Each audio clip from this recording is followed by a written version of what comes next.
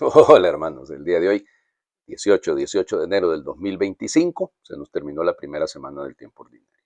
Sí, sí, bueno, recuerden que son 34, ¿no? Pero bueno, vamos, comenzamos esta primera etapa del tiempo ordinario y termina la primera semana del tiempo ordinario. Hoy comienza el octavario de oración por la unidad de los cristianos. Por eso he colocado a San Pablo ahí atrás para que quede constancia de que efectivamente nos encaminamos el próximo 25 de enero se celebra precisamente la fiesta de la conversión de San Pablo. Entonces, por eso durante estos 8 días se celebra esa intención firme de la Iglesia por lograr lo que el Señor Jesús ha pedido. No es un asunto de conveniencia, no es un asunto de fe. Que todos sean uno como tú y yo, Padre, somos uno. Por eso la necesidad de orar por la unidad de todos los cristianos, ¿no?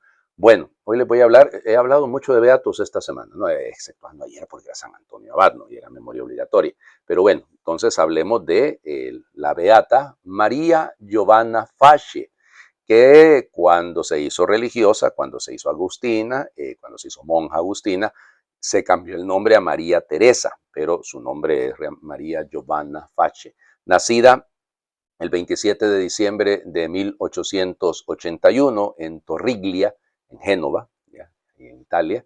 A ver, su familia, pues su papá se llamaba Eugenio, era gente, llamémosle lo que dicen los biógrafos, era gente de clase media, no era gente pudiente, digamos. Y de hecho, ella es del segundo matrimonio de don Eugenio, que estaba casado con una señora que se llamaba Teresa.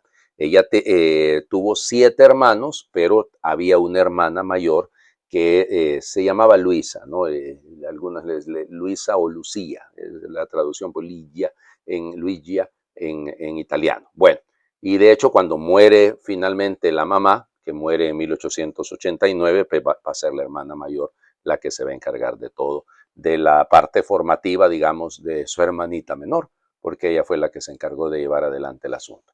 Fíjense bien, entonces esto es importantísimo porque la vida de esta mujer va a estar ligada al santuario de la Basílica de Cassia, de Santa Rita di Cascia. O sea, ese es el tema, ese es el punto aquí clave. Ella, pues, de hecho, enseñaba el catecismo y sobre todo tenía un profundo amor a San Agustín. ¿Okay? Tenía un amor profundísimo a San Agustín y pues resulta ser que motivada un poco por la vida de Santa Rita di Cascia, que ya sabemos además encima de todo también ella tenía una vinculación con San Agustín, pues entonces va, de hecho ella participó en el momento de la canonización, cuando el Papa León XIII canonizó a Santa Rita, fue en el año 1900, ¿no? Fue así. Y entonces ahí ella estuvo y eso, claro, va a ser parte del asunto. Ella decide desde ese momento ingresar como monja, la familia se opone, evidente, hay una cosa ahí terrible, difícil, ahí con mucho trabajo. Y fíjense que para colmo de males, cuando ella pide entrar en el convento, ahí en Liguria, no la aceptan. O sea, porque dicen que la madre superiora consideró que ella no tenía la capacidad para resistir la vida monástica y entonces por eso no. Bueno, igual. Como fue educada, fue formada por las hijas de María Santísima del Huerto, que se conoce como las Llanelinas. Y estas Llanelinas le van a formar a ella también en el deseo de asistir sobre todo a las niñas y a las jóvenes. Por eso cuando ella llega a ser superiora del convento ahí en Umbria, en el monasterio de Santa Rita, ¿cómo se llama? Ella va a tener eso en la cabeza. Por eso ella, dicen los biógrafos, y es importantísimo esto, ella es la que realmente le va a dar forma a la ciudad de Santa Rita, tanto a la basílica, porque todo lo que ella motivó, la basílica, la famosa colmena que hay ahí, el seminario de San Agustín, que hoy en día creo que es hospital. Bueno, la casa para los confesores, la casa para los peregrinos que llegaban ahí, porque todo eso es ella la que está detrás. Y entonces llega como postulante a los 25 años ahí a Santa Rita di Cascia. Tuvo que salir, porque miró que en el convento en 1910 creo que abandona por un tiempito el convento porque muy poco riguroso y ella quería que la cosa fuera ejemplo, que realmente tuviera ahí. Bueno, finalmente regresa, solo estuvo prácticamente un año fuera, regresa y hace votos solemnes Ya para 1914 se le ve como maestra de novicias, imagínense ustedes. Le toca ejercer cargos de responsabilidad durante la época de la Primera Guerra Mundial, olvídense, fue realmente duro lo que le tocó. Estaba como vicaria general. En 1920, cuando muere la superiora, entonces pasa a ser ella la superiora y ahí va, en ese cargo va a estar hasta que muere, ¿no? Entonces, desde 1920 estará como abadesa. Y entonces, miren, padecía de un cáncer de mama, ¿no? Es un cáncer de pecho, en el pecho derecho, y ella decía que era el gran regalo que Dios le había dado, que era el don que Dios le había dado, ese sufrimiento, y bueno, padecía de un montón de cosas, la pobrecita porque era diabética, padecía de asma, o sea, y con mucho sacrificio, ¿eh? Le costaba caminar, o sea, porque además, por un problema de tiroides, era bastante recia, ¿no? Y eso también dificultaba, pero bueno, todos esos sufrimientos, ella lo fue ofreciendo y con profundo amor, ¿no? Por profundo sacrificio, al punto que de eso va a morir un 12, perdón, va a morir un 18 de enero de 1947. Fue canonizada un 12 de octubre de 1997, canonizada, beatificada, no ha sido canonizada, beatificada un 12 de octubre de 1997.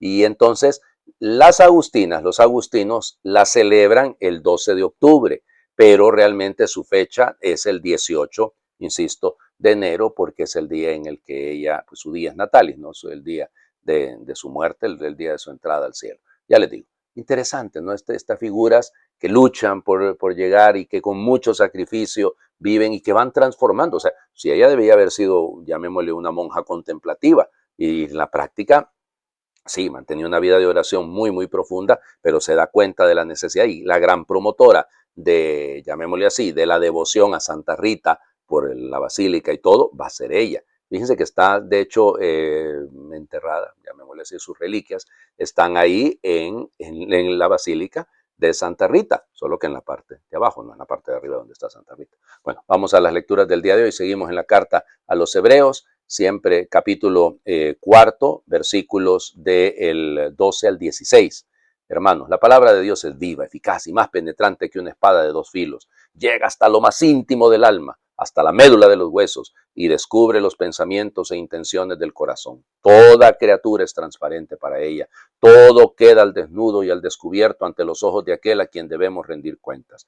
Puesto que Jesús, el Hijo de Dios, es nuestro sumo sacerdote que ha entrado en el cielo, mantengamos firme la profesión de nuestra fe. En efecto, no tenemos un sumo sacerdote que no sea capaz de compadecerse de nuestros sufrimientos, puesto que él mismo ha pasado por las mismas pruebas que nosotros, excepto el pecado.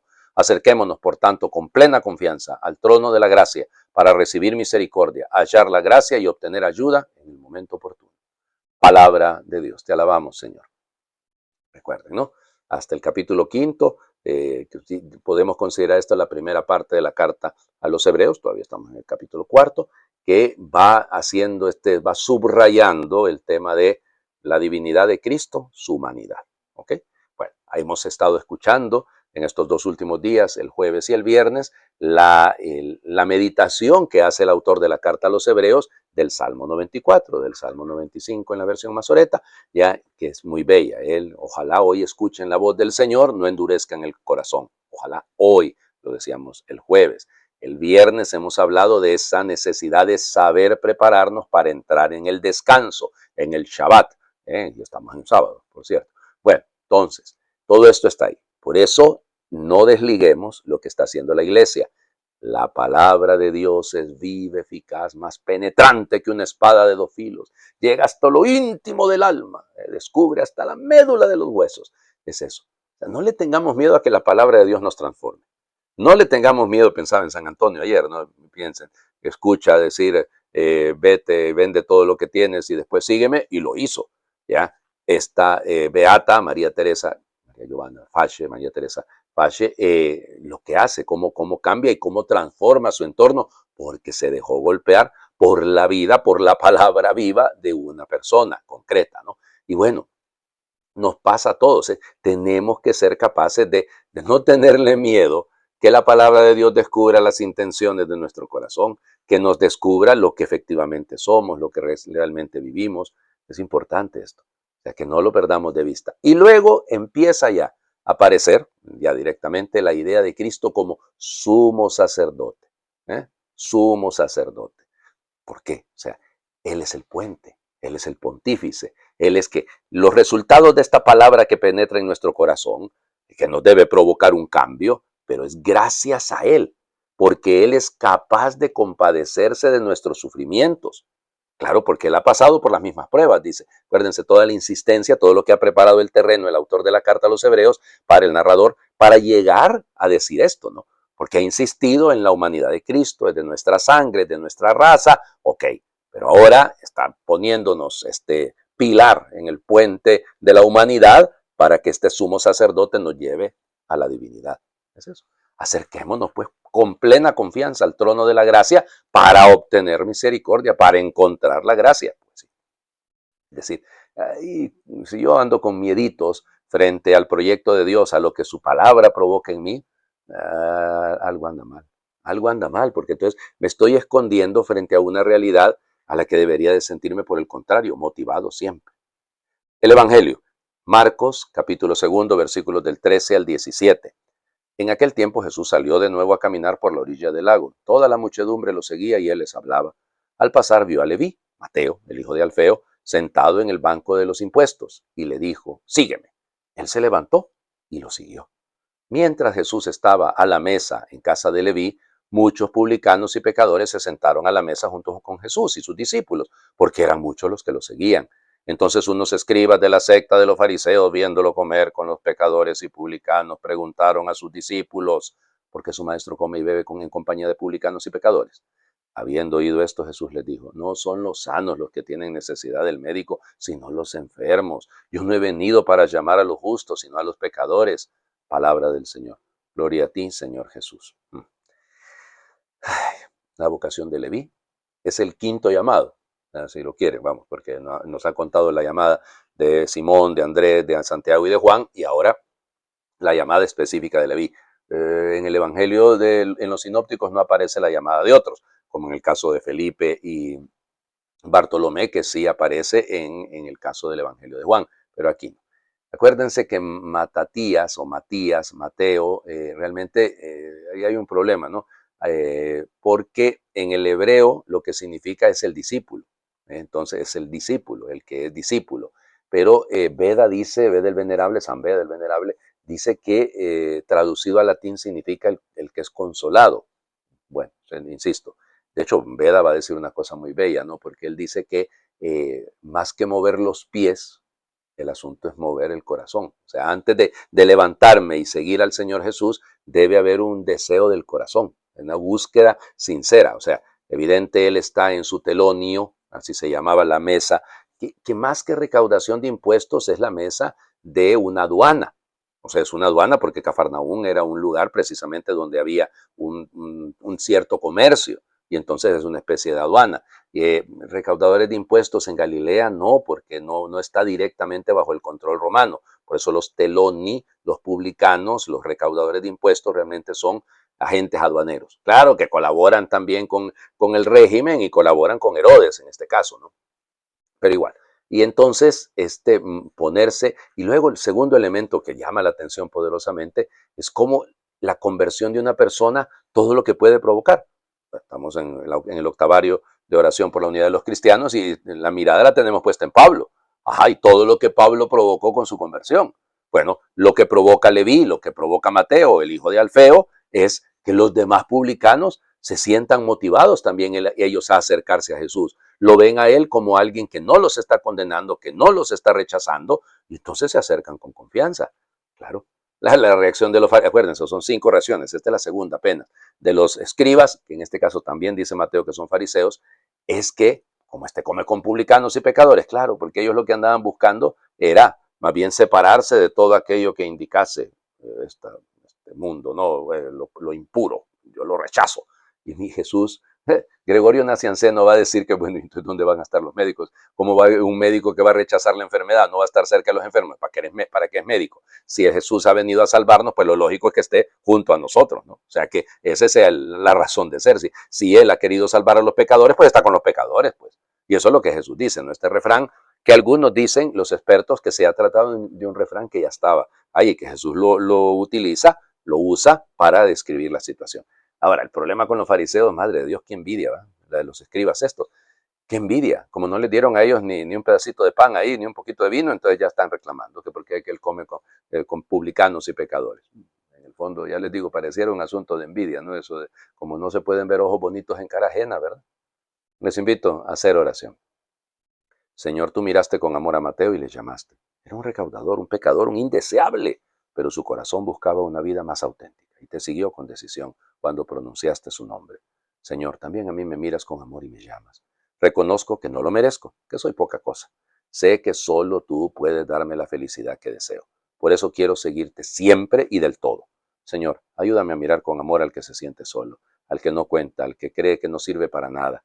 Ayúdame a despertar el deseo de felicidad de cada persona y a mostrarles que tú eres la fuente de la vida. Amén. Señor esté con ustedes. Y les bendiga a Dios por intercesión de la Beata María Teresa Fasce, el que es Padre, Hijo y Espíritu Santo, y su bendición descienda, les acompañe siempre. Bueno, terminamos esta primera semana del tiempo ordinario. Estamos en el fin de semana. Ahora, no se les olvide, yo de corazón se los pido. Esto no es, insisto, accesorio, secundario, opcional. El mandato del Señor.